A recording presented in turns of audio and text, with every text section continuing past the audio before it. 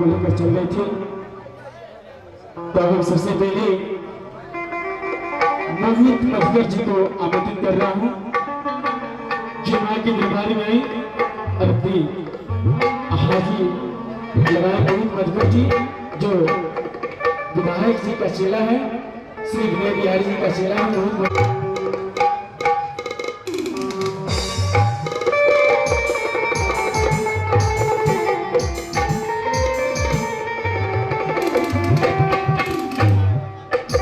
Hello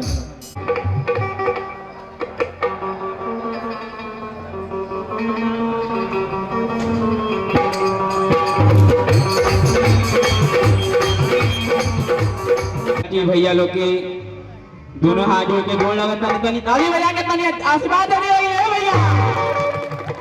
प्रेम से बोली छोटी मैया की, शेरा वाली मैया की, जोता वाली मैया की, सरस्वती मैया की। क्या बात है भैया तनी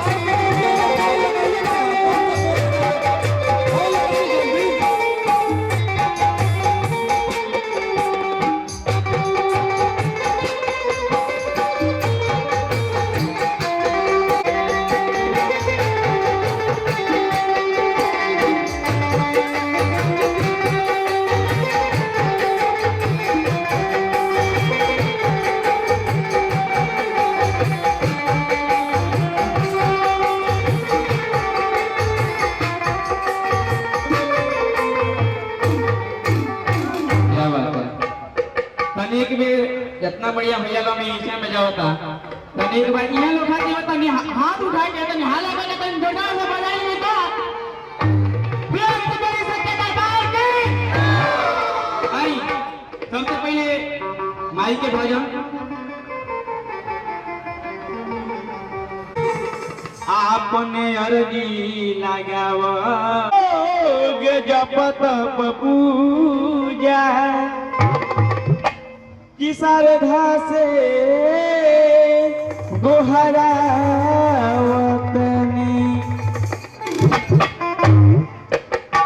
कि माटी के मूर्ति से तकेली मुस्काई के बोल सच्चा दरबार की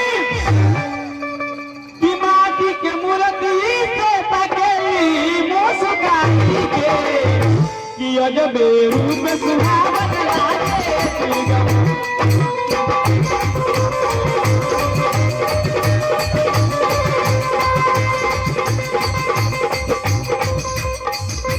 लेके चली साथ चली कि माटी के मूर्ति से तकेली मुस्काई के कि अजबे रूप सुहावत लागे दुर्गा माई के कि अजबे रूप सुहावत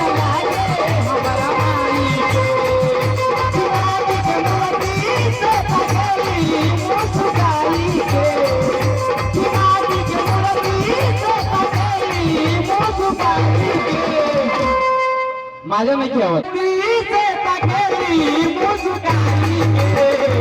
कि अजबे रूप सुहावत लागे दुर्गा माई के कि अजबे रूप सुहावत लागे हमारा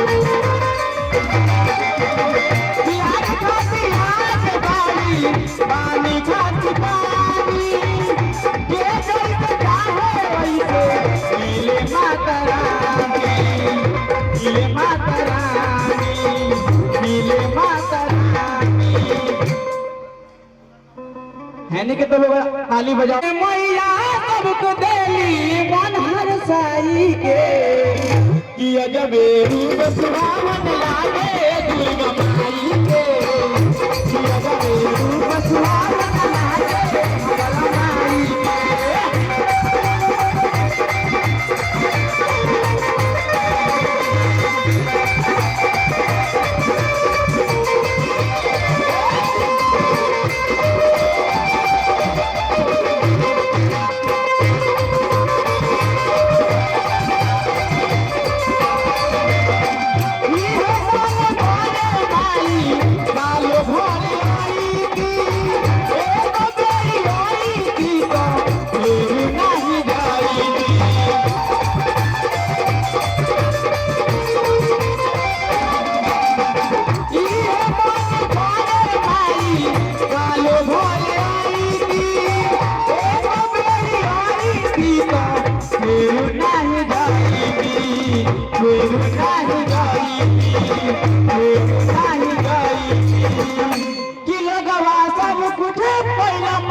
भजनिया गाई के कि अजबे रूप सुहावन लागे दुर्गा माई के, कि अजबे रूप सुहावन लागे हमारा माई के।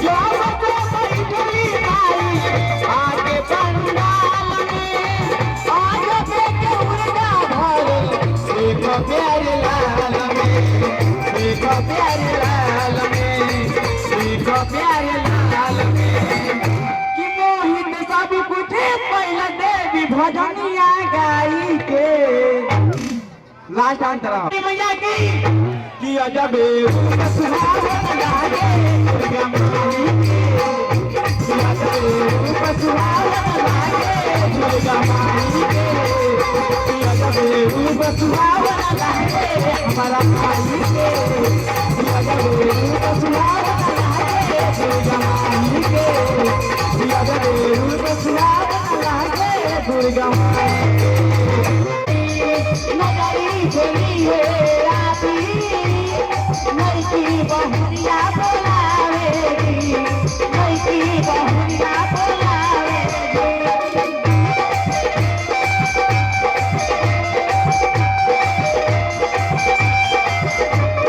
दूध से भूखल भौवा से झूठल भौवा से अरबी लगावेगी, नगरी चली है राती नई बहुरिया बोलावेगी, नई बहुरिया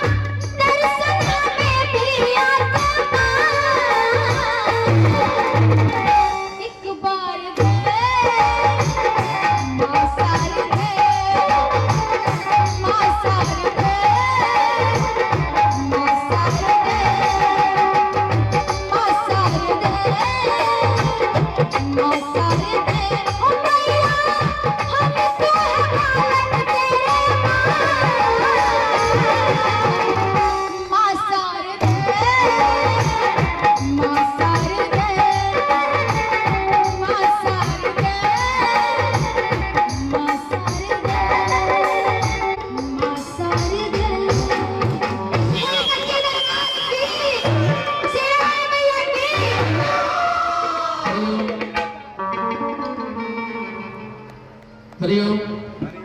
बड़ी अपार हर्ष की बात है कि बसंतपुर के निवासी राम बाबू यादव जी की तरफ से स्वर कोकिला सलोनी पांडे जी को 101 रुपए का न्यौछावर दरबार में हाजिरी लगा। जोरदार ताली से स्वागत कीजिए। और हमारे राम बाबू यादव जी कहते हैं, राम बाबू यादव जी कहते हैं कि हर दोस्त वफादार नहीं होते, हर दोस्त वफादार नहीं होते, हर पत्थर चमकदार नहीं होते, लाखों फूल बागों में खिलते हैं लेकिन हर फूल खुशबूदार नहीं होते। तो आइए, बड़ी अपार हर्ष की बात है कि हर साल भी ये सलोनी पांडे जी आई थी और आप लोगों का प्रेम स्नेह बना रहेगा तो प्रत्येक साल ये बसंतपुर पंचायत के माध्यम से सेवा होगा। अभी छठ औरत अपना पति से कहा करी हम छठ उठावता नहीं और चिट्ठी भी लिख के रोआ पास भेजली लेकिन रोआ ना आनी, ये गलत बात है। और ना कौनो खबर ना समाचार कौनो खसरा में बाजिया पलम घबरायल बा चिट्ठी लिखले घर जाके हम करत बानी कैसे दौड़ल जाए घाटे जिंदराइल बा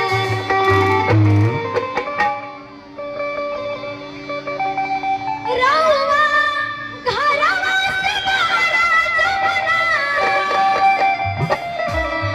रउआ बाहर से घरवा जमुना आई पुए बला बुझी छठ घाट के तेरे संगे जाई पुए बला बुझी छठ घाट के तेरे संगे जाई पुए बला बुझी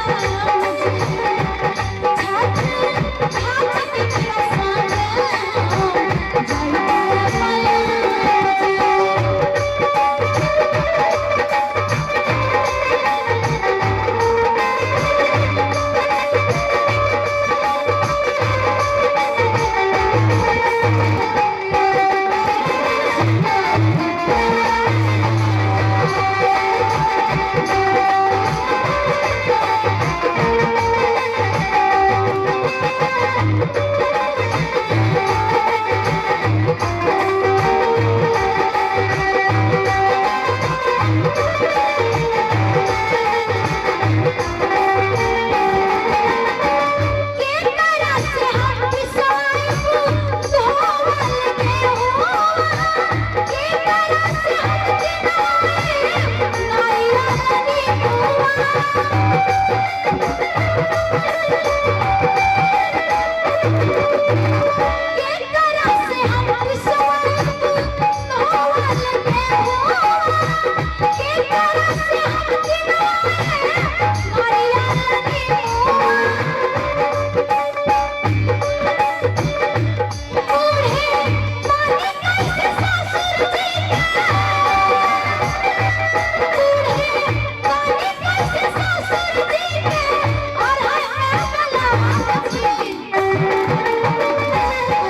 ससुर जी तो बूढ़ बानी वहाँ की केना रहा कि हाई सामान लिया दी रुआ आहे के पड़ी और कौना भाव में कहा तारी कि बूढ़े बानी कैसे ससुर जी के और है बला बची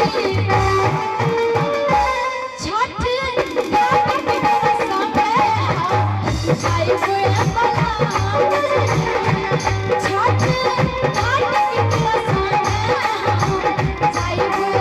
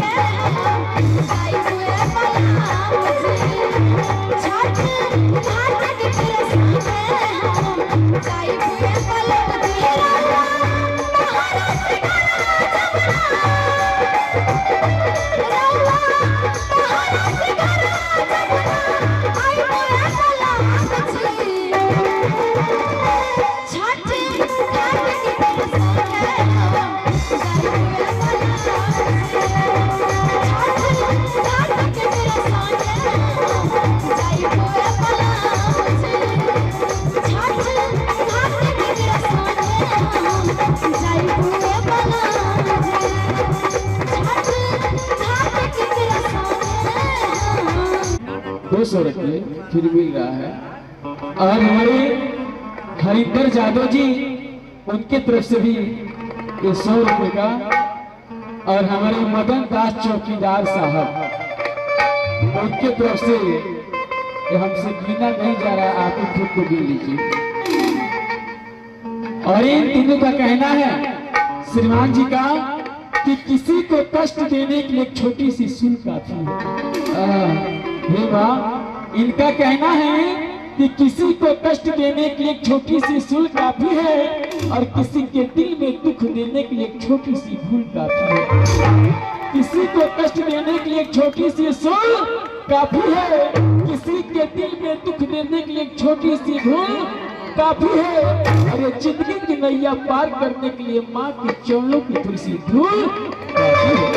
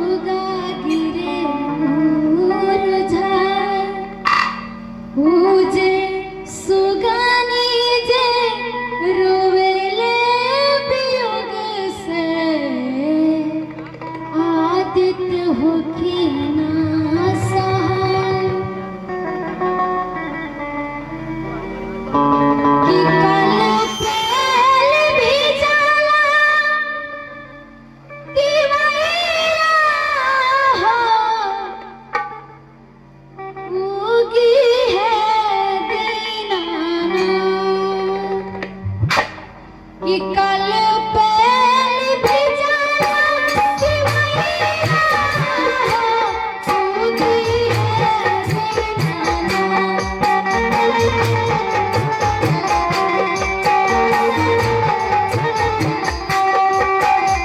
कटलों से कटना सदैया होती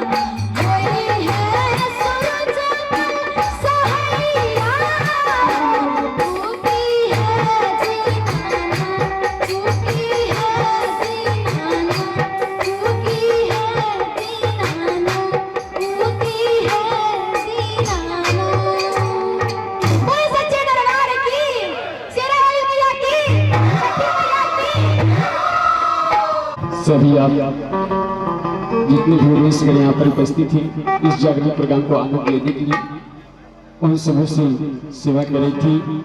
ये छठी माँ का बहुत ही सुनहरा बहुत ही अच्छा है भजन, और इस भजन को मान सम्मान रखते हुए हमारे माननीय श्री चंदन कुमार यादव जी दवा दुकान उनकी तरफ से 100 रुपया, और हमारे राजा कुमार छंदवाली निवासी उनकी तरफ से भी 100 रुपये का प्राइज आया है।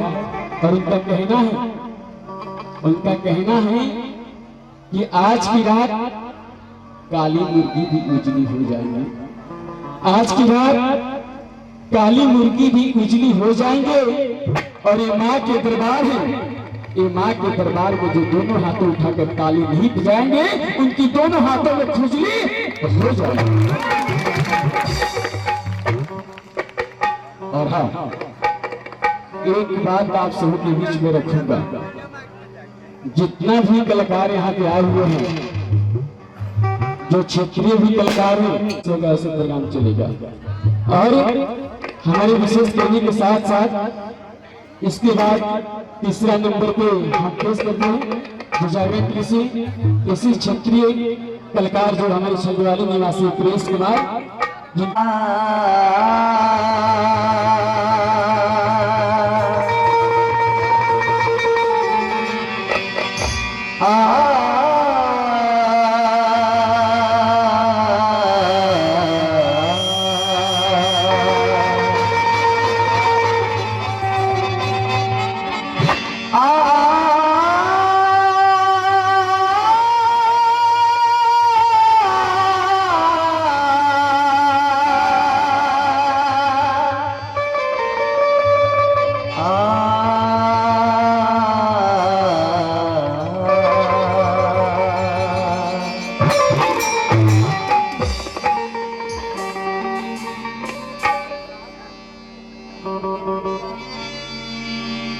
सरदा भवानी रथ सभा बीच पानी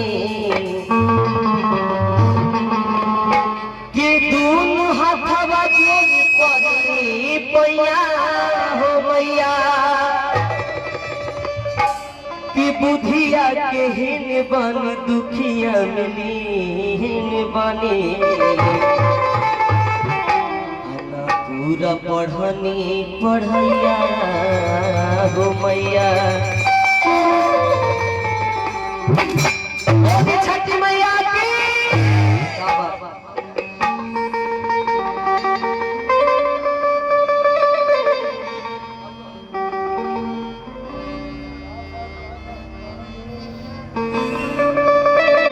तो बाजिला बजनानु कह कह करेला बाजिला